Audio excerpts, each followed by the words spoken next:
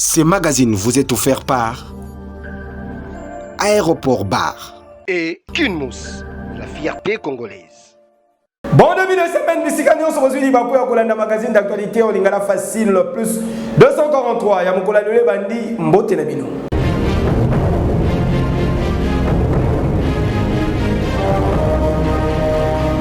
« 24 janvier 2019, 24 janvier 2022, 3 ans jour pour jour depuis que son excellence Félix Antoine Tshisekedi Tshilombo a joint officiellement la fonction de la président de la République démocratique du Congo. Beni Mukidi a tambusaki caméra na balabala boka soit qui va kinoa babandi nini par rapport na yango.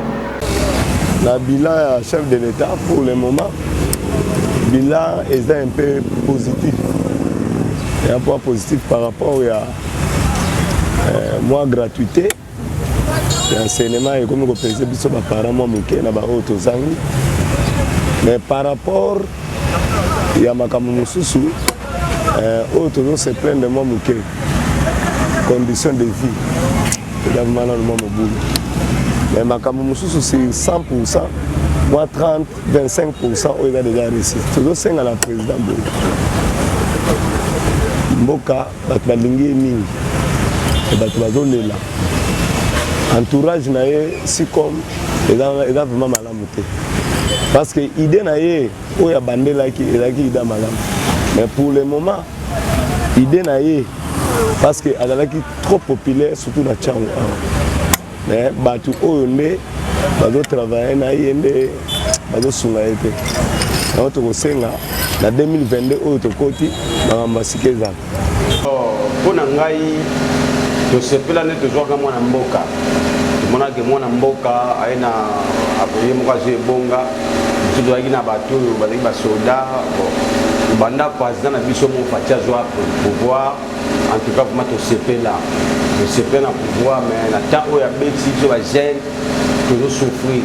Si bati mais les salama nous ont été en plus ngana au senga na président mais quand pour la de la place dans le ministère à travail. Parce que les gens au salaire de la compagnie, ils ont des postes de façon de se faire des places où on a se plaint de quota. Mais, ils ont parti, ils ont parti. Ils ont bien avancé, mais quand on a quota le ministère du travail, parce que les gens ont saboté la mission de la ils ont travaillé quelque part, à propos de parce que ils ont contracté. Et c'est vraiment une place où on a mais c'est là, pour nous avoir un mboka. Je sais pas la peine à nous, mais ils sont en mboka, moi toujours souffrir. En tout cas, pour les autres, souffrir. Le ministère de Sala, donc le ministère, surtout le ministère du Travail, il faut l'amener bien. l'IGF n'a pas TV, n'a toujours pas tenté à rejoindre. Il y a au moins l'IGF pas l'année pour le ministère du Travail. Parce que mission le ministère de Sala qui va gérer, il faut avoir un contrat. Mais place où que les ministères de Sala, vous avez l'année là, donc tellement le ministère du Travail l'année là, on va travailler dans la quantité. Il y a un monique et les lots, mission de Bagène tout souffrir. Si on va gêner sous barreau de mon patron, on a cause d'un cadre que la place va que nous salamons les fils qui ont tout, j'en pose le salaire, on a passe. En tout cas, vraiment présent. Bon, on a banaya du pouvoir. La monnaie ne marche. Et là, bon, biso va technicien de se trouver pour n'engager à bon salaire, misala va accompagner Belé na Congo.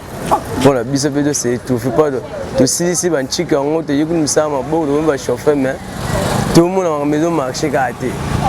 Tout ça pas bateau mais et si marade, c'est quand ça dans l'état. Quand se trouver dans la mot qu'on a biso. Gouverneur Aïa provincial Lualaba Ayambaki délégation ya bandeko ya Sino fort vous aurez détaillé. I represent the junior group in Angola and Brazil. Yeah, we were invited by the government, to do research market and try to help the province for the works that you have here. On est venu ici à travers de cette entreprise qui est une grande entreprise qui est située en Angola et au Brésil. Donc on est venu aider votre Excellence Fifi Masuka à développer le Lualaba Kolwezi dans des infrastructures, agriculture, donc maisons sociales dans ce domaine.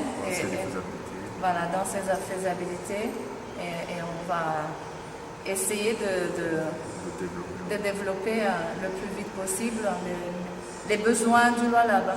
Elle s'appelle Simon Faure, basée en Angola e Brasil. A nossa discussão foi positiva, a governadora foi muito receptiva e disse que vai nos apoiar naquilo que for necessário para implementar os projetos. Ce que M.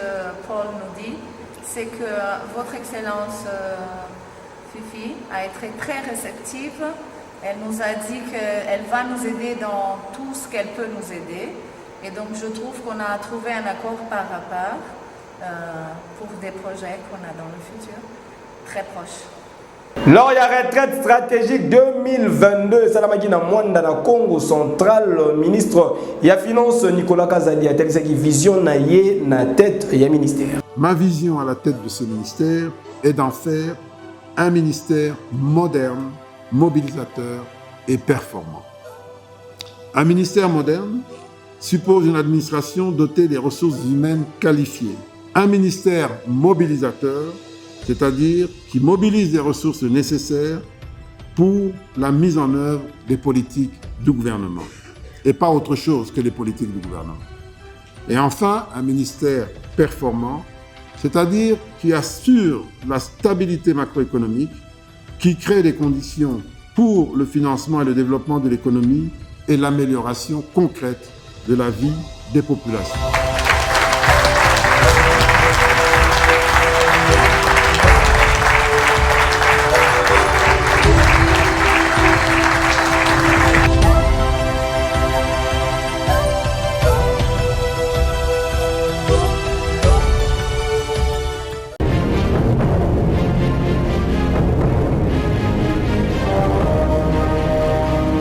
Dossier Jean-Marc Kabunda Kabunda, honorable Paul Chilumbo, Azali Bongo député national, membre, il y a eu des PES joints par téléphone à Talisaki Boye.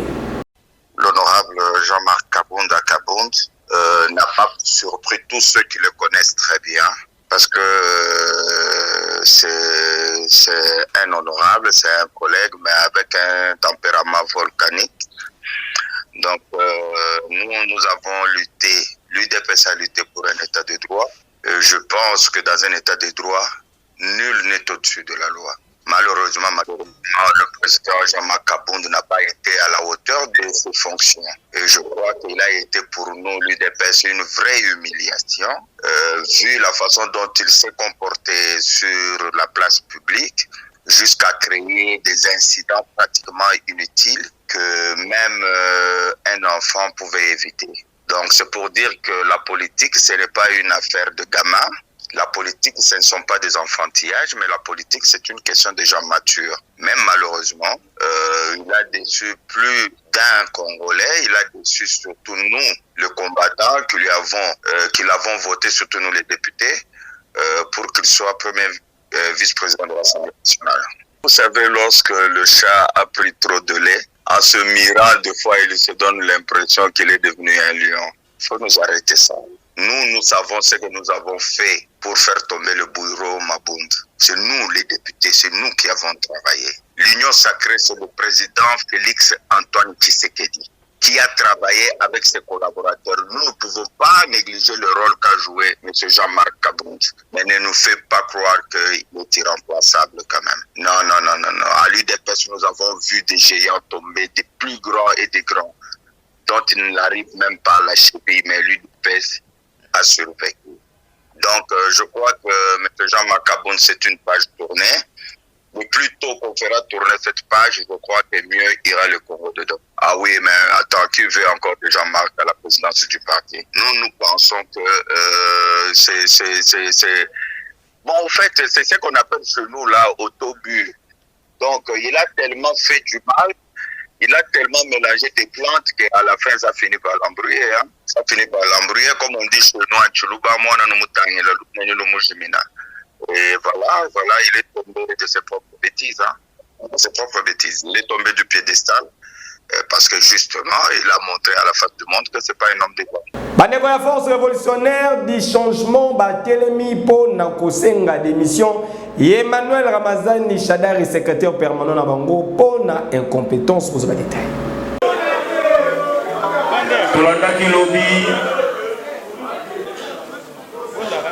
Moi, je suis dans les réseaux sociaux avant la déclaration.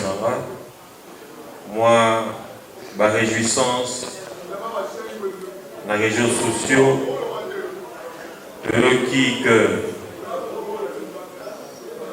la nomination de Salamaki, en passant, on a exhorté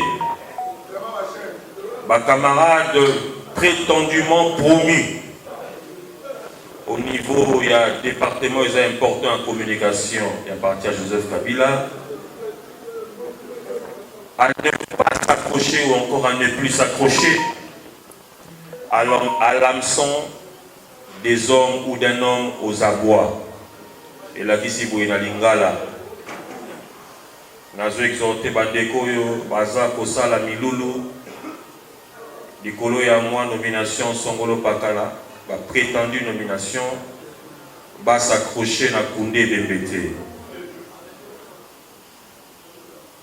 Bazonga, le PPRD a des urgences. La famille de Joseph Kabila, ils ont une urgence, n'a pas préalable les belés avant tous les canabas nomination clientélique, népotiste, de clientélique, il y a des petits, il y a des pire petits, des porteurs de mallettes. L'heure n'est plus aux nominations fantaisistes, mais l'heure est à la refonte du PPRD, régénérer les PPRD, tokenena no koluka ba préalable, ba primaire et salama pour la nomination et ça la conforme na bato esengeli ba animer famille politique ya Kabila na mikolo ezakolanda. Bongote. On ne change pas l'équipe qui gagne. Mais l'équipe qui perd, on est impérativement obligé de la changer.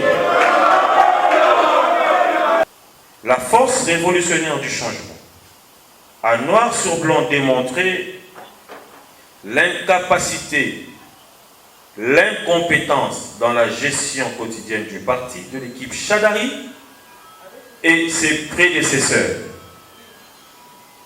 Et avons par la même occasion demandé à Sieur Chadari de démissionner du secrétariat permanent. Président national Yaskode Jean-Claude Mouyambo a sali message à l'intention de la communauté nationale et internationale. Moi, en tant que responsable,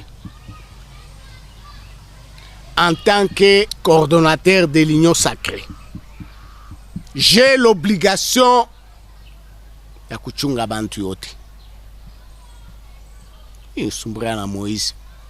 Mshina na besoin bantu yake ma commentaire wanafanya, moi je m'en fous. Nous sommes dans l'union sacrée, oui, nous sommes dans l'union sacrée. Mais je ne peux pas permettre qu'un individu anze kumwatake. Weye escroc politique. Mona ba escroc ina tu escroquerie ya kusema nini? Escroquerie ingine iko modele yayo. Anze kusema oh ule bongo. Moïse c'est notre frère. Moi je ne vais plus jamais le trahir, jamais. C'est notre frère. Nous devons être unis. Et puis si nous trouvons ce que nous pouvons faire pour les Katanga, nous allons le faire. Point barre. Maintenant, Zamungona Nifata, très bien. Katanga, moi je n'aime pas parler à Nini au Katanga, là-bas. Non. Vous savez pourquoi? Mobutu, pour nous faire mal, alishanjaka Katanga inakuwa shaba. Mais kuko mkubwa yetu moya aimwoneshaka que tu le veuilles ou pas, itarudiaka Katanga et de ton vivant. C'est ce qui a été fait. Kabila a fait l'erreur de nous diviser. Je le pardonne, mais le Katanga sera uni. Et c'est ça mon souhait. Tutarudia Shibote ni Katanga. Shibote tutayua tuanze à partir à Lubumbashi avec Chombe. Tunafanya balabala Dilolo Kapanga. À partir à Lubumbashi Kamina Tunenda Kabongo Ankoro Kalemi Fashiote. C'est ça le Katanga. Mina mpike accent sana, merci sana.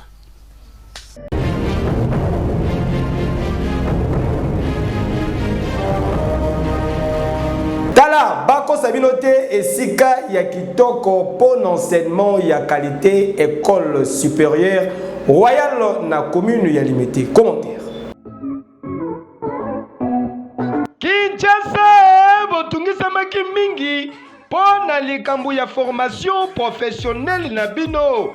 Tala solution yangoyo. École supérieure royale et siro en cycle na commune ya limité. Meilleur cadre pour la formation ya qualité avec expérience moko approuvé et siro azali organiser ma filière rebelle locaux la science infirmière option hospitalière technique de laboratoire sage-femme informatique de gestion réseau et télécommunication. Tala esili makambu ya kotangisa bana ba théorie ebele awa na siro pratique nde pratique bokanisi esili te esiro azali koassure na baétudiant na ye lieu sûr mpo na bastage pe bibliothèque moko ekuba ezali wana na disposition na bino. Esiro azali koffrir na bino enseignement moko ya qualité avec ba personnel qualifié pe expérimenté. Kobosana te salle de technique moderne pe ba condition ya enseignement neti kaka na mikili ya poto. Ba enseignement epesamaka de 8h à 14h juste pour na vacation jour pe de 15h juste à 20h juste pour na vacation soir. Papa, maman, ndeko mwasi, ndeko mobali, pour na inscription, porte ya siro etikali polele, ko banda lundi kino vendredi de 7h juste à 17h juste, pe samedi de 7h juste à 14h juste. Ba mama et ba papa, pour na formation ya bana na bino, adresse semoko esiro ezwami na kati ya collège royal na Kingabwa sans fil na commune ya Limete, référence rond-point TP Oza Mobimba, tope obengi na numéro ezali affiché pour na plus de précision. École supérieure royale, formation des spécialités na yo, ya mukolo oleki bango, qui dit mieux. Eh yo, oui.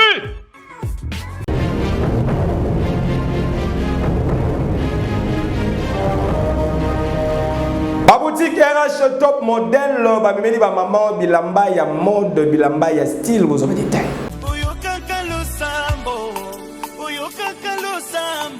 Kinshasa, ba maman ya Congo, Kinshasa pe Brazzaville, boya bisabango ke banvoiti te.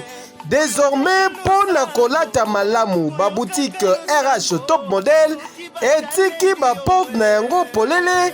Pour na permettre bino bozo ba vêtements ya qualité bo banga te po awa bataille nyonso ezali ba pantalon ba robe simple ba robe ya soirée ya cérémonie ba chaussures ba sandales ma papa ba ketchi ya solo nyonso esengeli po na ba maman ba femme d'affaires ba jeune fille ya swag bokokuta yango na ba boutique RH top modèle po mitungisa na bino te. Pour ba boutique RH top modèle et bongiseli bino ba service ya livraison à domicile, achat en ligne, paie expédition na ba province. Pour na plus de précision, bokoki kobenga na ba numéro ezali affiché, topé boleki na ba boutique RH top modèle oyo ezwami na avenue Colonel Lukusa na commune ya Gombe. Référence premier shopping mall na premier niveau Oza Mobimba. Topé Mususu Oezwami na numéro 1. Et avenue Mont des Arts na commune ya Gombe. Musika te na école cours Sénègue. kasi bobozana teke baboutique RH Top Model ezali polele du lundi kino dimanche de 9h à 20h, kasi dimanche na premier mall exceptionnellement de 13h à 19h. RH Top Model, vous rendre top, c'est notre devoir. Qui dit mieux? Kejo!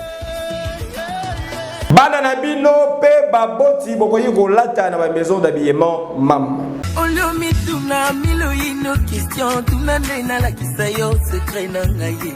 Olio yo ina moninga sans raison. Aïe les sous maison d'habillement mam et pas mamani, la seule, l'unique oyo alatisaka bana Congo, biloko ya qualité ya mbala oyo shwe ezali sous te. Noël, bonne année, biso nyonso à laquelle elle est, mbangu na maison d'habillement mam po awa kumfuata ya ngolo. Ba mama bino pe ba papa, boya kolatisa bana na bino, biloko ya solo ndenge kaka bozali komona, awa ezalaka somo, ezala ensemble, ba robe, ba pantalon, ba jeans, ba kilote, ba jeep, nyonso ezali de 0 à 17 ans oza mobimba, tala neti ba basket ya boye, ba griffe nyonso ezali, ba sandal lukutu koloba te, e bongo ba chaussure, pardon.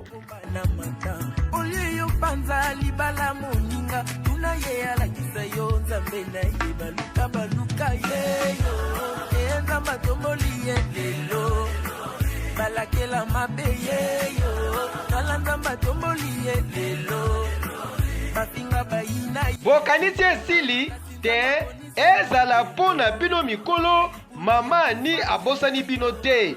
Boya mbangu boko se retrouver na ba prix ya bien, ba prix ya bana mboka, ozui biloko ya poto, biloko ya qualité, pour maison d'habillement mam akitisela bino déjà poto na Kinshasa.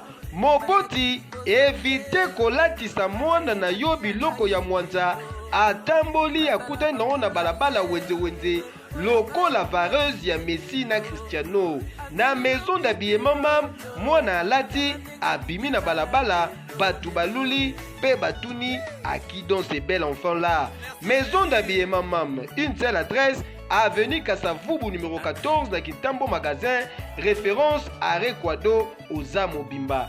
Maison d'habillement mam, la perfection pour votre habillement. Qui dit mieux? Ole Kibango! Kejo! Oui!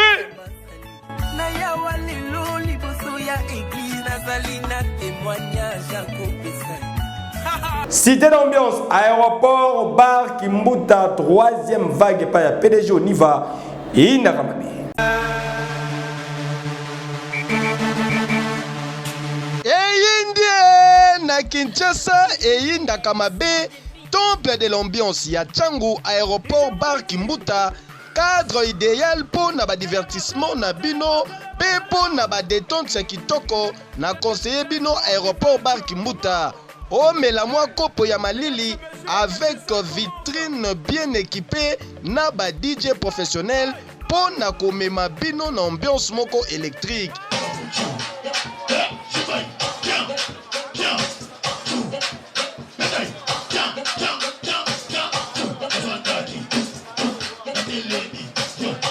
Et bongo ba installation hygiénique, zéro infection et senga kande boye ozo melane siga ya kitoko pe sécurité.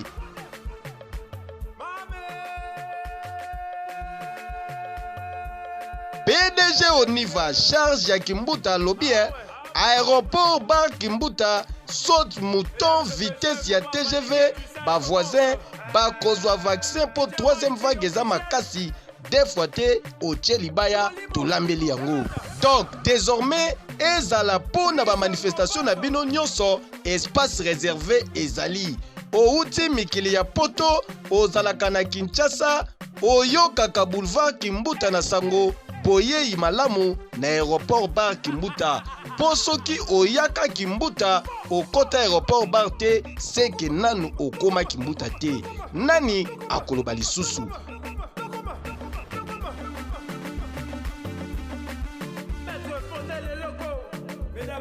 Aéroport bar Kimbuta Mbatambuta.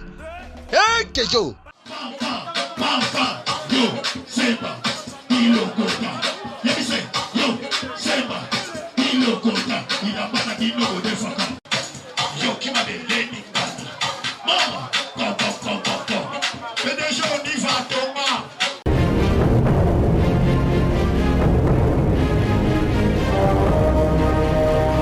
Bajoueur FC Renaissance du Congo, Bagene Koukoudané, secrétaire général Barthélemy Okito, Likambouya, crise, ils allaient aussi la thé au centre, Masolo Nabango, Baloba Kinini Bolanda. Pétition, ils ont droit à Bino. Hein? Beaucoup de gens, peut-être, vont dramatiser. Non. Ceux qui, dans une équipe, Bajoueur, vont se planer le côté. Hein? D'abord, il faut poser une question. Banani basina une pétition. Binonyo soit. Binonyo soit aller négocier une pétition. Ah, c'est bon, c'est bien. Normalement, signature et pétition dans la gestion d'une équipe, et ça problème, c'est normal. Un athlète a ses obligations et ses droits. Vous avez des obligations, puis vous avez des droits. C'est ça. Alors, tant que vous signez pétition, pétition lobby. Pétition lobby, vous voyez ici, Mouto yazo diriger l'équipe. Que nenge makambu ezo kendele la, yangote. Hein? Tala. Tolia bien te. Olat sakabiso bien te. Ba contrat. Donc, boyebisi biloko o binu bozana ngona motema. C'est ça la pétition. Hein? C'est quoi loi et lobby boy. Ceux qui joueurs basali pétition. Et ça la pétition na kati na bino manipulation ezala. Ceux qui manipulation ezali pétition est tombée. C'est-à-dire quoi? Admettons, les jours et assemblés, 6 va tenir babi. Non. Biso va signer la pétition na pour benga biso pa pesa biso mbongo. Zoga, bozo nanga. Oh non, va forcer que biso to signer yango. Sur le plan ya forme pétition na elongwe na valeur. Personne na biso na contrat, c'est ça? Point liboso. 2, 3, parce que tu as point belé. Alors, ensemble, il y a Renaissance, le statut Nabino est fixé déjà, on va participer à l'Assemblée. On ne va pas inventer les gens. FC Renaissance du Congo, tu as secrétaire Okito. On a demandé à Bisso salarié de pétition il y a de cela un mois passé.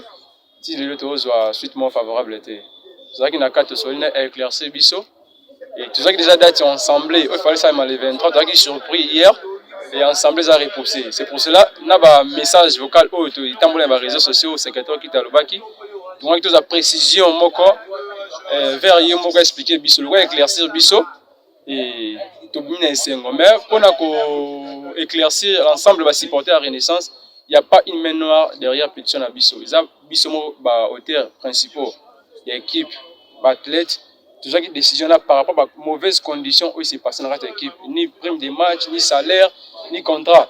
C'est pour cela, tout ça là qui est en Bisso à pétition.